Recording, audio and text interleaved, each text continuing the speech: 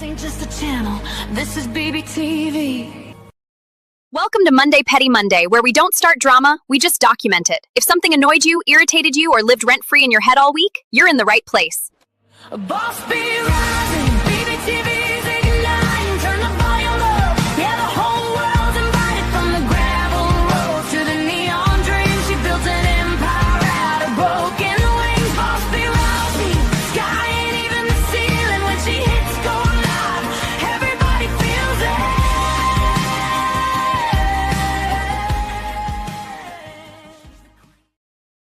Hey y'all, how you doing? Come on now.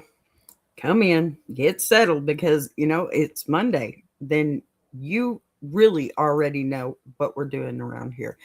This right here is Petty Monday. Monday, Petty Monday. Yeah, kind of like the song. Anyway, this right here on AskABee, and Monday being so petty, is the one day of the week where we take off the polite filter just a little bit and talk about the messy parts of life that people usually whisper about after dinner. Not the cute stories, not the easy ones. I'm talking about the moments where somebody does something so outrageous, so sideways, and so disrespectful that you sit there thinking, there is no way this person expected that to go well. Because the truth is, relationships, whether it's family, friends, spouses, coworkers, they're all built on this invisible agreement called respect. And most of the time, people understand that, right? Most people know where, or there are certain lines you just don't cross. You don't humiliate somebody in front of others. You don't betray someone's trust, and you don't take a cheap shot at someone's insecurities and then act surprised when they clap back. But listen, every once in a while, somebody forgets the rules of the game, and suddenly the whole room is looking around, wondering who started the fire and why everybody's eyebrows are singed. Now, the stories we look at on this show come straight from real people asking that classic question: am I the one that's wrong here? Am I the a-hole? Because sometimes when everything explodes around you, it's hard to tell whether you crossed the line or whether you simply reacted to somebody else's crossing it first. So today's story, it's one of those moments, where a dinner table conversation went from casual family talk to full-blown emotional demolition in about, 10 seconds flat. And I'll tell you right now, this one touches on something a lot of people know all too well: insecurity. The kind that sits there quietly in the back of your mind until somebody decides to shine a spotlight right directly on it in the worst possible moment. Listen, when the person who's supposed to have your back is the one throwing the insult, that's when things can get really ugly really fast, right? So we're going to talk about all of that, and we're going to walk through what happened, hear how the whole situation blew up, and then we're going to figure out the real question behind it all. Was this just a sharp comeback that went too far, or was it the natural consequence of somebody pushing a little too hard, at exactly the wrong time? So let's get into this first story. God is the way, amen. Thank you. Happy to have you. Thank you for saying that. All righty. So now let's get into our petty business. Let's see. Our first story. You want petty? How's this? I work in a small office block of 5 floors with a basement car park and only a single lift working at present instead of 2. I'm on the 2nd floor, and a few desks away from me works an older guy who I will call Dickhead. Dickhead is a character, but also just plain offensive and sarcastic at times, and has been a bit of a prick to me a few times when I have asked for his help, which has really pissed me off and insulted my intelligence. I don't like him. I try not to talk to him. I don't care what he did on the weekend or what he thinks about anything. We all work with someone like this. Not all of us. I'm sure you can relate. Maybe. So the other morning, I arrived at work and realized that Dickhead is not in. Wonderful, I think to myself. No jokes, no music, no Dickhead perhaps for the day. Excellent. I left my earbuds in my car, so I go down to the basement car park to get them. I noticed Dickhead has just arrived late, has pulled his car into his spot on the back wall, and is getting out of his car as I get back into the lift with my earbuds. I don't hold the lift for him. Petty. He's too far away. I don't even think he noticed me. As I get out of on my floor the second, I have a moment of inspiration and run my hand down all the buttons on the lift and get out, sending the lift to every floor above me before it would go back down to the basement to collect Dickhead. I bought myself a few extra minutes of being Dickhead free. It's so petty, it's laughable, but I enjoyed it immensely and I got away with it. Now, if that ain't petty, my friends, I don't know what is. Look, Petty Monday, I'm sorry, Monday Petty Monday is the one day of the week where we can look at a situation and say, yeah, that might not have been the most mature choice, but sometimes this, in the spirit of petty, it grabs you. And it grabs the steering wheel and you just let it drive for a minute. And honey, what you did right there is what I call quiet office warfare, because you didn't scream at the man. You didn't start drama. You didn't file a complaint. You simply looked at that elevator panel and said, today, the universe is going to give me 5 peaceful minutes. And if that means that Lyft takes a little scenic tour of every floor in the building, then so be it. And I'm not saying it was noble, okay? But I am saying it was efficient, because sometimes when somebody has spent enough time talking down to you and treating you like you're the dumbest person in the room, the tiniest harmless act of petty justice feels a little emotionally equivalent. I don't know. Have a sweet tea on me, okay? The fact that you didn't hurt him, you didn't damage anything, you didn't even get caught, just means you gave yourself a little breathing room before dealing with Captain Sarcasm for the rest of the day. And honestly, the story is that somewhere in that building, that man was probably standing in front of that elevator wondering why in the hell it was stopping on every floor like it was on a damn sightseeing tour. And you were already upstairs minding your business. Good girl. Earbuds in. You're living your best peaceful life for 5 whole minutes. So is it petty? Absolutely. But I love it.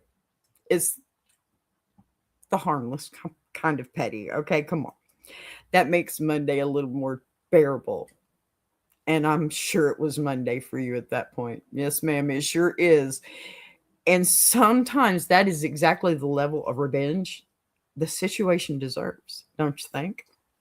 Of course, we got some comments for these. Crazy comments, too.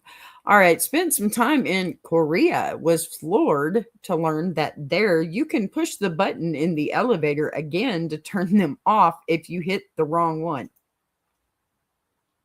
Okay. Had a Korean ask me, well, what do you do if you hit the wrong floor in America? The answer? We live with the consequences of our actions. Amen.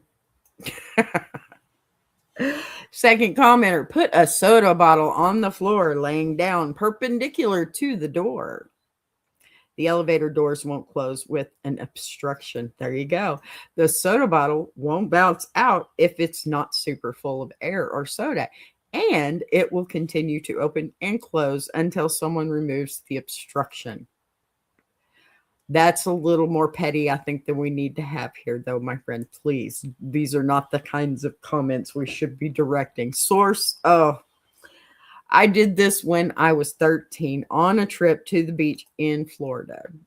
Our whole class was on the 14th floor, so me and a few friends rode up to the 16th floor, set soda bottles there, and then ran down 2 flights and waited. 7 a.m. everyone is supposed to be at the buses to leave to head home. But since the elevator wouldn't work, everyone had to use the stairs. We lollygagged around until most everyone had stayed their arduous journey, and we ran back up, moved the bottles, and rode one of the elevators back down. That's my kind of people, I'm telling you. All right. Third commenter. I did something similar to a dickhead who used to live on the 18th floor of the apartment building I used to live in.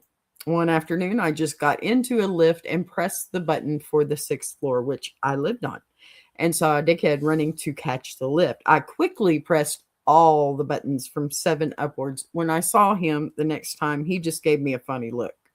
Well, I probably would have given you a funny look too. Now, see, what I'm hearing from all 3 of y'all is that petty is apparently an international language. Because whether it's elevators in Korea, soda bottles, sabotage in Florida, or pressing every button in a building just to watch somebody's morning get a little more inconvenient, the common theme here is that when people get a tiny opportunity to inconvenience someone who's been irritating them, they take it. And honestly, most of these stories aren't about hurting anybody. They're just about that little moment of satisfaction where life gives you a harmless chance to be just a touch mischievous, right? And you sit back thinking, well, maybe the universe wanted that elevator to take the scenic route today. I love it. You know, I love it. Make it messy. Bring it home. I love it. All right, we got another story. Of course.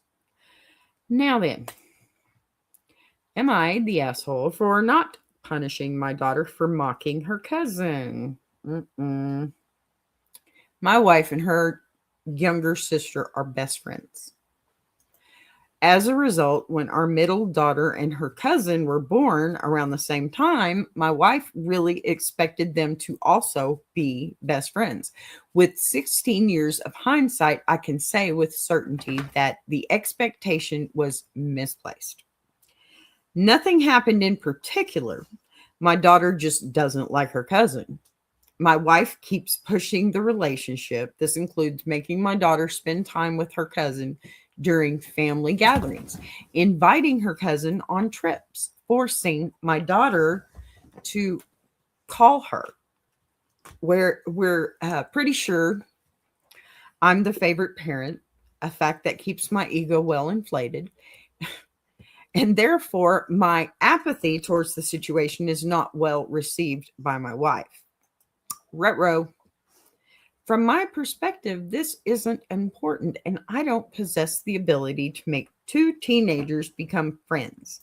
I'm also pretty sure that trying to push this kind of knuckleheaded stuff makes kids not want to speak to you. This is where I'm probably an asshole. That's not the only place. Okay. Yesterday, my wife forced my daughter to video call her cousin. My daughter rejected the request, and my wife told her, unless you have a valid reason for disliking your cousin, you will do this because we're family. The call occurred. This morning, we awoke to a PowerPoint presentation titled Valid Reasons to Dislike Cousin. Oh my, I'm liking this youngin' already.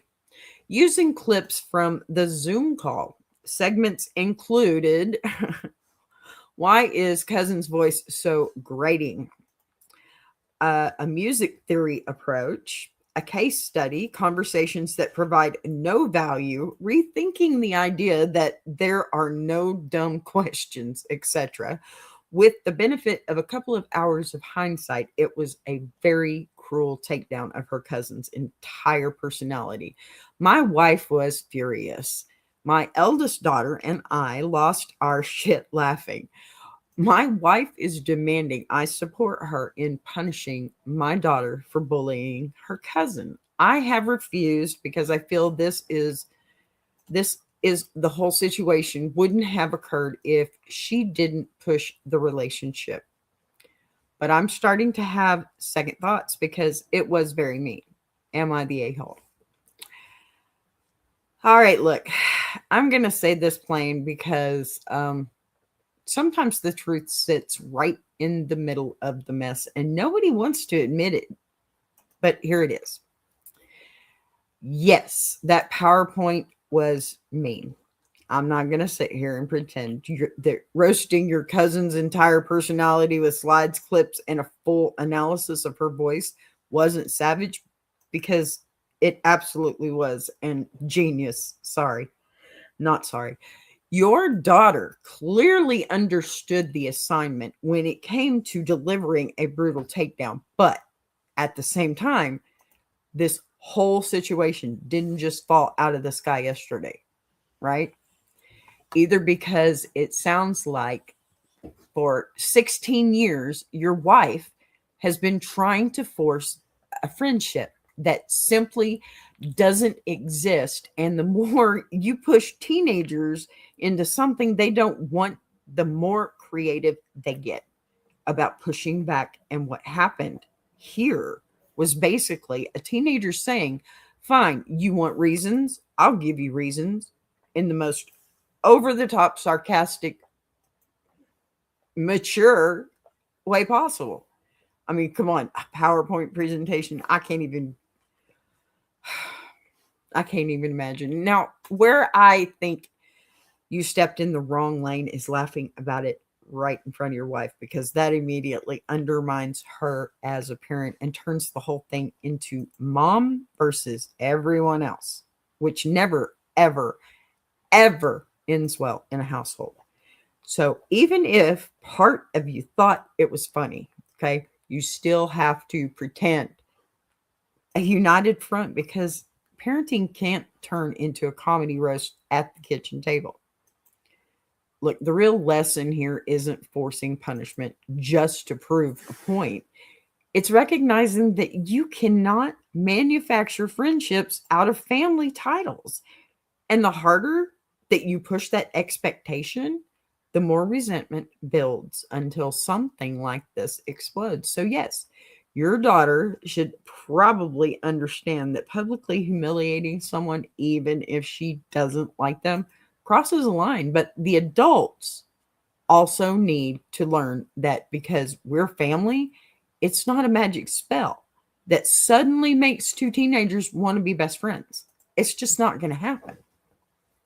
All right, comments. First commenter, seriously, my 16-year-old self would have thrown a hissy and stomped around. Mine too. Original poster's kid is clever as all get out. Agreed. She put together her thoughts in a concise and organized way, not the asshole.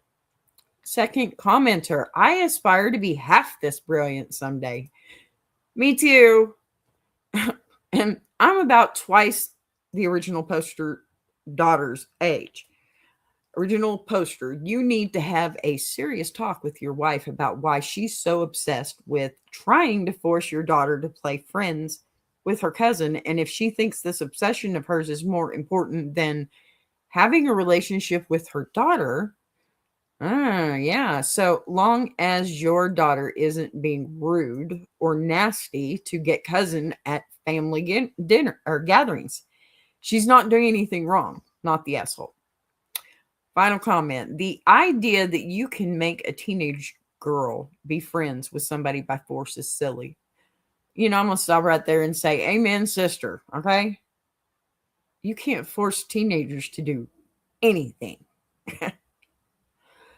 The cousin might actually not even be that bad. And there is a good chance once both are older, they can connect better. Certainly happened to me. There is one cousin with whom we even had fist fights a few times. I got one like that. I call him my brother cuz I've talked about him before. Yeah, I whooped his ass. He took my bike, warped the damn tire, come back with the tire in one hand and my brand new bike my mom had just bought me. I whooped his. I did. Texas, baby, fork around and find out. All right. Basically laughed it off, but oh, that sucks that I did that. Hold up. Sorry, lost my spot. Of course I did. Let me just say a PowerPoint. Come on. You got to give this little girl some credit, okay? All right. I think I'm back there. Okay, our parents basically laughed it off. But back then, I seriously hated him. He was a big fat cheater. Fast forward 20 years. Now we're petty. We're our petty good buds. We're pretty good buds. Pardon me. Now we're pretty good buds. I think that's what we mean. Punctuation, people. Okay, barbecue.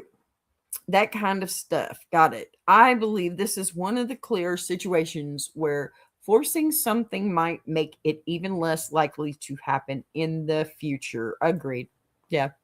See, and what all three of these are saying, I think, basically circling around is the same point. Okay, which is what you cannot force teenagers to manufacture a friendship or any kind of relationship just because the adults think it would be cute or convenient. And the harder you push it, the more creative kids get about pushing back. And your daughter clearly chose the nuclear option with that PowerPoint because, come on, she felt like nobody was listening to her. And the first 10 times she said, she didn't want this relationship. Now, yeah, the presentation was savage and probably crossed a line or two. Maybe mean territory. But the bigger issue everybody keeps pointing out is that forcing two people to pretend they like each other rarely works, and it usually just builds resentment until something blows up exactly like this. So the lesson here isn't that the kid is some evil mastermind. It isn't that. It's that trying to micromanage teenage friendships is like trying to herd cats. And sometimes the more you chase the outcome, the faster it runs the other direction, right? All right, y'all. These darn dogs are catching my attention again. It's already time for me. So y'all take a listen to this song. I'll be right back. Thank you.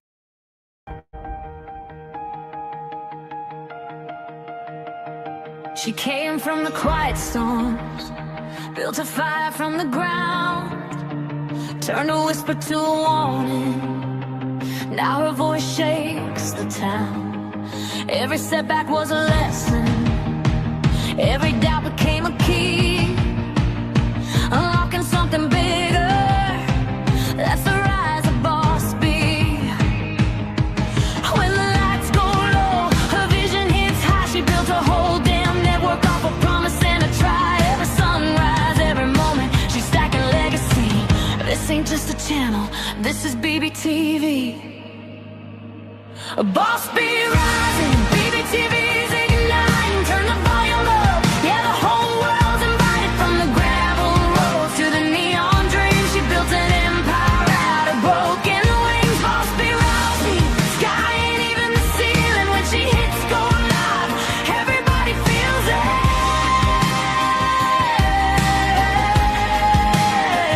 She's the queen of the comeback, the storm in the stream, crafting stories out of heartbeats, making visions out of dreams.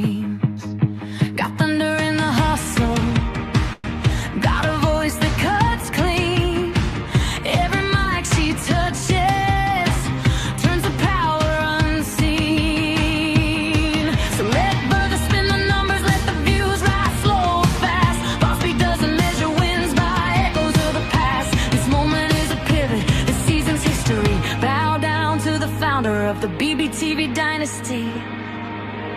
Boss be rising, BBTV's igniting, turn the volume up. Yeah, the whole world's invited from the gravel roads to the neon dream. She built an empire out of broken wings. Boss be rising, sky ain't even the ceiling when she hits go live. Everybody feels it.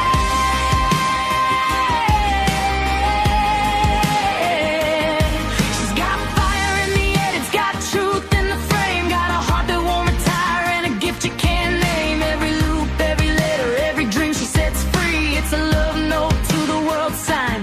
Boss B. And the world keeps watching as the numbers climb, but she's counting all the moments, not the dollar signs. From the late night grind to the daylight scene, she's building something bigger than the algorithm's dream.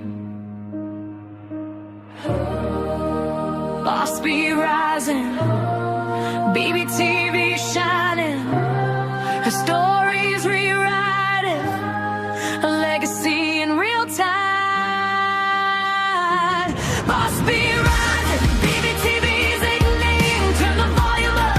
Yeah, the whole world's invited from the gravel roads to the neon dream. She built an empire out of broken wings. Boss be rising, sky ain't even the ceiling when she hits go live. Everybody feels it.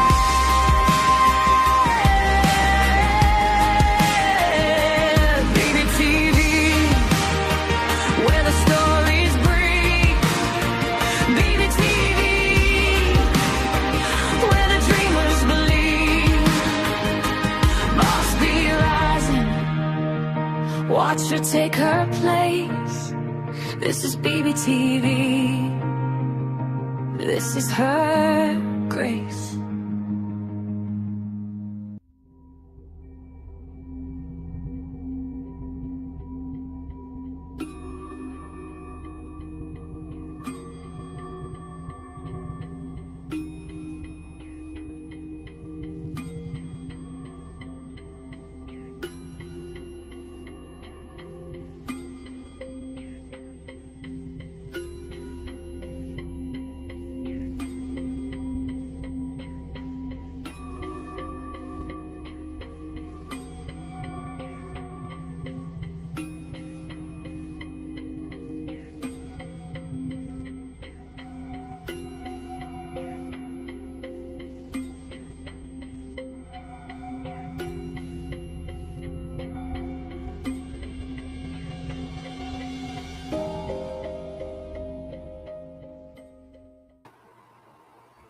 All right, here we are back again.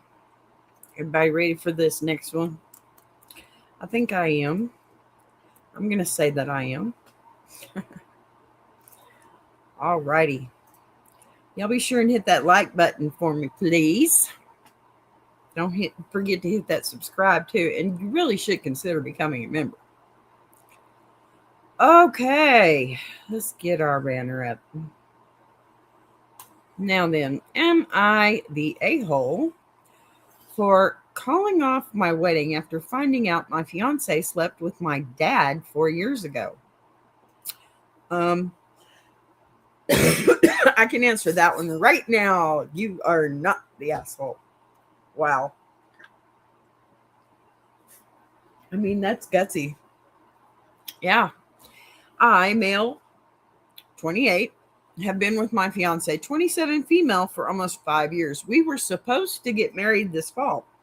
2 days ago, I was at my parents' house helping my dad, male, 55, set up his new phone, and I ended up transferring a bunch of his old files while organizing. I came across an old hidden folder with screenshots of texts between him and my fiance from around 4 years ago.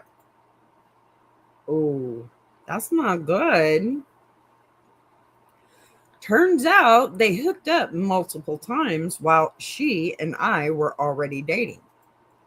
The messages were explicit. They were talking about how no one could ever find out because it would ruin everything. I honestly felt like I was going to throw up. I confronted them both immediately. I would have puked right in their face. Oh my gosh. Okay, let that go. My dad just sat there stone faced and said it was a mistake that didn't mean anything. My fiance started, stop, Otto, quit. My fiance started sobbing and saying she was young and didn't know what she wanted back then. Okay. And that she loves me and wants to spend her life with me. They both begged me not to tell my mom or my siblings because it would destroy the family. I told her the wedding was off and left. Later that night, I told my mom everything. Now my entire family is in chaos. My mom kicked my dad out. My siblings are telling me I'm an asshole for blowing everything up over something that happened before you guys were even engaged. And my fiance is texting me nonstop saying I'm ruining both of their lives over a stupid mistake. I feel like I'm losing my mind. Did I really overreact by canceling the wedding? Am I the asshole for telling my family and blowing everything up? I got one vowel and one syllable, okay? No, you're not. No, you're not. Oh my God. You are a better person than me because I would have just tore that up. Look, this one right here just isn't messy. It's not just messy. It's like nuclear level family drama. And I'm going to say it straight because sometimes people try to twist logic to make betrayal sound smaller than it is. Okay. And that's exactly what they're doing to you right now. You didn't blow the family up the moment your fiance and your father decided to hook up behind your back and your mother's back while you were already in a relationship. They lit the fuse and just hoped it would never explode. That wasn't a mistake. A mistake is forgetting an anniversary or saying something dumb in an argument. This was a repeated secret affair with your own dad, with messages talking about how nobody could ever find out. That means they both knew exactly how wrong it was, and they chose to do it anyway. And then after you discovered it, the first thing they asked was how it wasn't how to make it right for you. It was, please don't tell anyone because it will ruin everything. Well, guess what? When people do something that destructive, okay, the truth, it tends to ruin things because the truth exposes what was already broken. Calling off the wedding is not an overreaction. That's basic self-respect and self-preservation at that point. Marriage is built on trust. And if someone can look you in the face for 4 years knowing that they slept with your father and never say a word, that foundation is already cracked beyond repair. And the siblings saying you blew everything up are missing the point completely because the family wasn't destroyed by the truth. It was damaged by the betrayal that happened in the first place, right? You didn't create the chaos. You just uncovered it. And if there's any silver lining here, it's that you found out before you legally tied your life to someone who was capable of that level of a deception. That hurts like hell. But it saved you from something far worse down the road, right? Got a few comments. A mistake is ordering a Coke and being given root beer. Cheating on your spouse, on your boyfriend, is not a mistake. It's a choice. They made their choices. You made yours after learning about theirs. Not the asshole. Second comment. How do you accidentally sleep with someone? Do you trip? Your clothes disappear, your privates connect, and due to some weird reality dysfunction, you can't stop having relations with each other? No, cheaters chose to cheat. By all means, for your entertainment, ask them one-on-one to break it down for you how they accidentally had relations together. Ask them why, after the first oops, they didn't tell you they are liars. Then keep those toxic people out of your life. Good idea, not the asshole. Third comment, oops, sorry, son. I accidentally fell. Um, Tallywhacker first into your girlfriend multiple times. I'm so clumsy. Okay. Yeah. What all three of these comments are really saying in different ways is that, cheating isn't something random. It's not an accident that just happens to people like slipping on a wet floor. It's a series of choices that somebody keeps making while fully understanding the damage it would cause if the truth ever came out. And in this case, it wasn't even just a stranger or a coworker. It was your own father, which makes the betrayal hit on two completely different levels at once.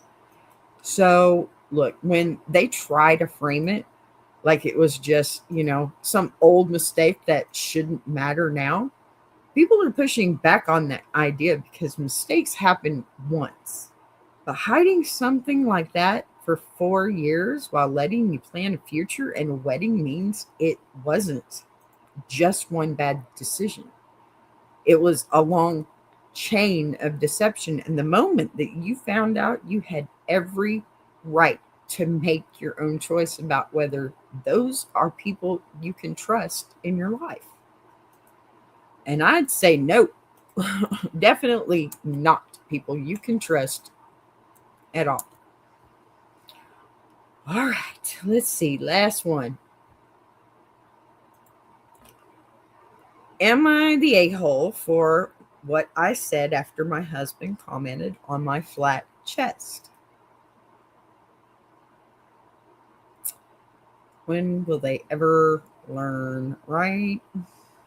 All right, so my husband Jared and I have been married for 3 years. Yes, I do change all names. I'm very careful at not reading somebody else's word, blah, blah, blah, okay? He's currently out of work. Used to work at a high-paying job, but got kicked out of the company after a fight with a coworker, and I'm the one paying for rent and utilities. We dedicate some time to see this family weekly. Stop. They don't know he's unemployed because he thought they'll see him as a failure, especially his mom. So he told me to keep it a secret. Last night, we were sitting eating dinner at the table. His cousin was talking about his fiance. I'm sorry, y'all. This dog's about to drive me nuts. I am sitting here trying to read this, and this dog's over here sitting right next to me. And every time he scratches, he's hitting my little table and he's making it bounce back and forth. I'm trying to get him to stop it. Stop. Stop. Stop. All right. His cousin was talking about his fiance going to Brazil to do a boob job. Jared asked if he was serious, then flattered future sister-in-law's boobs, saying they're perfect and that he didn't understand why she'd get a boob job. Okay. Why would you say that? Never mind. I'm gonna let that one go. He then turned to me, stared at my chest while I was eating like an idiot.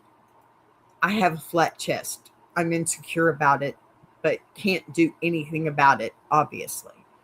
And said, hey, why don't you get a boob job? You're the one who needs it the most.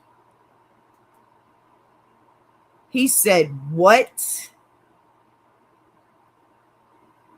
Oh, this is one of those times where I wish I could just jump right through that screen. His mom gasped and was like, Jared. I said, it's fine. I then turned to him and said, I'll get a boob job once you get an actual job, since you've been unemployed for 6 months now. Ooh, she done laid all his ish bare, didn't she? He stared at me in disbelief. His mom began questioning him about it being unemployed, and he denied, then admitted it was true. It got awkward with his mom scolding him and others shaming him for it and for hiding it. He got so overwhelmed, he went outside and stayed inside the car till I came. He started yelling at me repeatedly, "You couldn't have held your effing tongue." For those of you who don't know, that's forking tongue. Yeah. And accused me of turning his family against him and having them judge, then shun him. Now he can't even step a foot in their house from shame and guilt. I argued that his comment about my chest was insulting, but he said he was giving me a piece of advice and that there is nothing wrong with him wanting me to look pretty, and that he said what he said out of support and encouragement. Are you forking kidding me? But what I did was the complete opposite, and that is what it was intended to hurt him, and I succeeded. He dropped me off at home, then went to stay with his buddies. I called him later thinking he'd calm down, but his friend said he didn't want to speak to me and I should give him space. You have all the space you want to. Come get your shit. Bullshit. Listen, because this one right here is what happens when somebody throws a grenade at the dinner table and then gets shocked when it explodes. Your husband sat there in front of his whole family, looked directly at your chest and told you that you're the one who needs a boob job the most, right? That's not advice. That is humiliation. Advice would be private, respectful, and coming from a place that doesn't make your partner feel like they're being inspected like a product on a shelf. Because just as soon as he said that, everybody's looking at her breast, right? What he did was put your insecurity on display in front of a room full of people and expected you to sit there and quietly smile and take it. Now your response, yeah, it was sharp. And yeah, it hit him exactly where it hurts. But let's be real for a second. You didn't invent the truth you said out loud. He's been unemployed for 6 months and you've been carrying the bills while also protecting his pride by keeping him secret from his own family. The moment he decided to take a shot at your body in front of everyone, he opened the door, okay, for conversation to stop being polite. And look, the part that really sticks out to me is that he's still trying to frame his comment like it was support and encouragement. Dude, please. This is wild because there is no universe where publicly telling your wife she needs cosmetic surgeries is supportive. Period. So yeah, the situation got ugly. But the reality is he embarrassed you first and then got furious when the embarrassment came back in his direction. What do I say? They hate it when you pull a them on them, right? Right. Sometimes when people dish out disrespect in public, they forget that, public is exactly where the consequences might land. All right, comments on that last one. I am still baffled by I want you to look pretty, because we all know that you can only look pretty by having bigger boobs. Creep squared.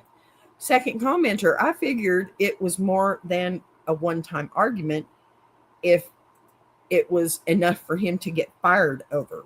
There's a few red flags here between him insulting your body in front of his family and trying to spin it as a positive, complimenting your sister-in-law's body in front of your family, as another commenter pointed out, which is really freaking ridiculous. I mean, she's pretty, but my wife doesn't look good at all. And now snooping on a coworker. I get that he asked you to keep his unemployment a secret, okay? But they were bound to find out eventually.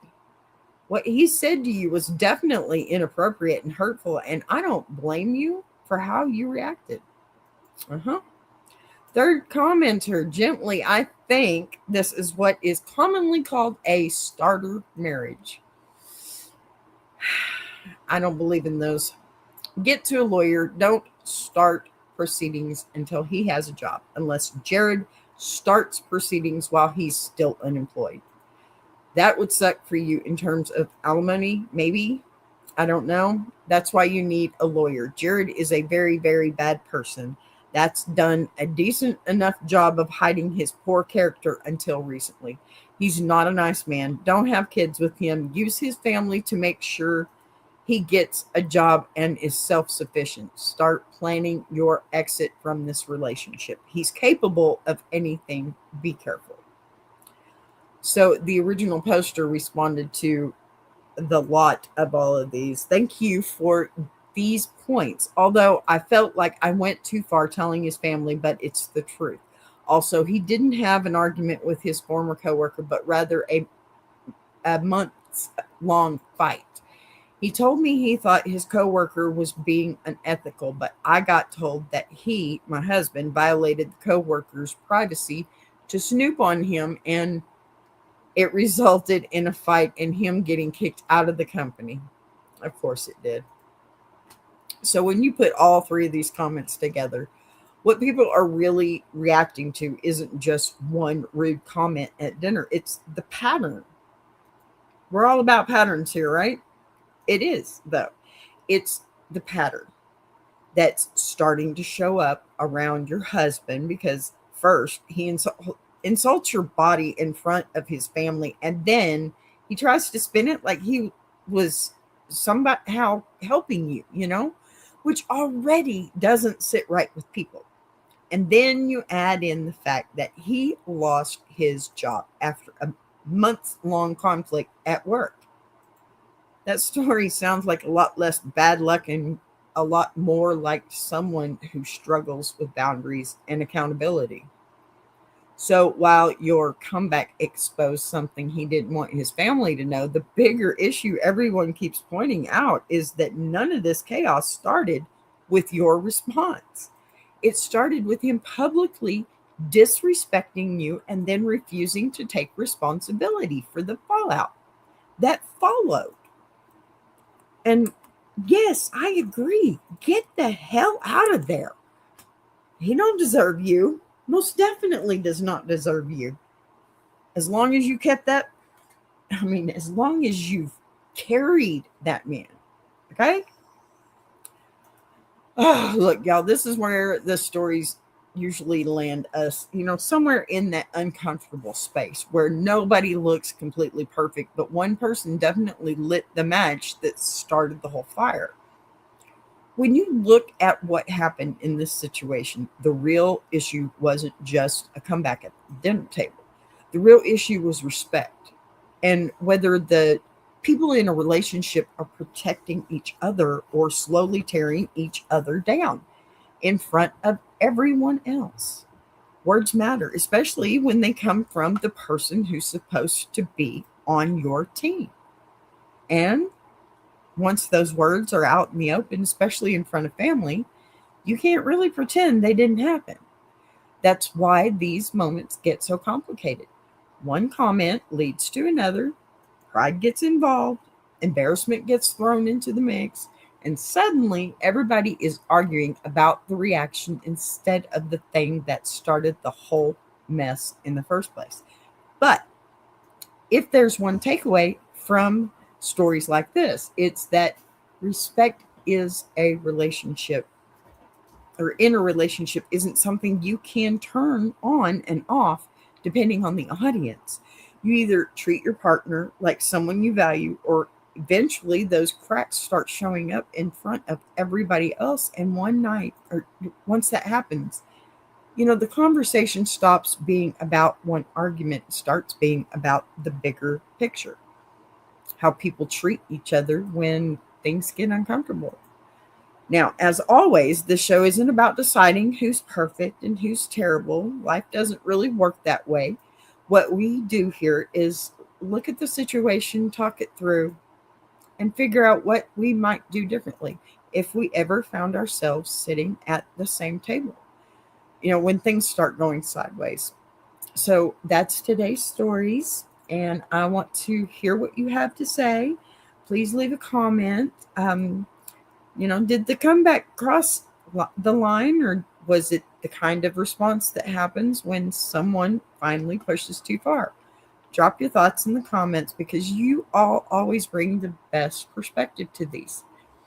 And if you enjoy these discussions, make sure you absolutely subscribe so you don't miss the next episode of AskABee, which will be tomorrow at 3 p.m. Central, where we keep unpacking the messy, complicated, sometimes hilarious moments that remind us all just how unpredictable people can be.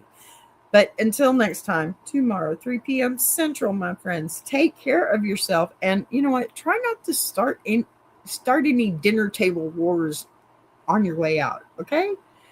I love you guys so much. Y'all take care, okay?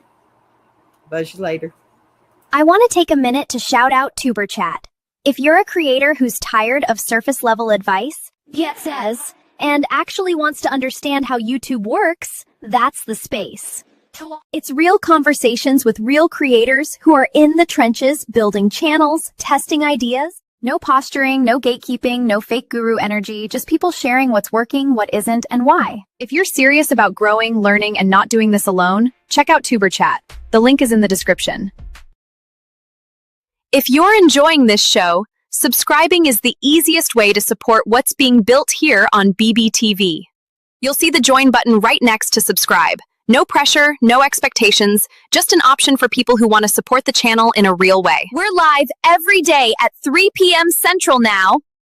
And don't worry, we didn't change the heat, just the clock. And if you've got a story you want to share, send it in. Anonymous is always fine. Boss be rising.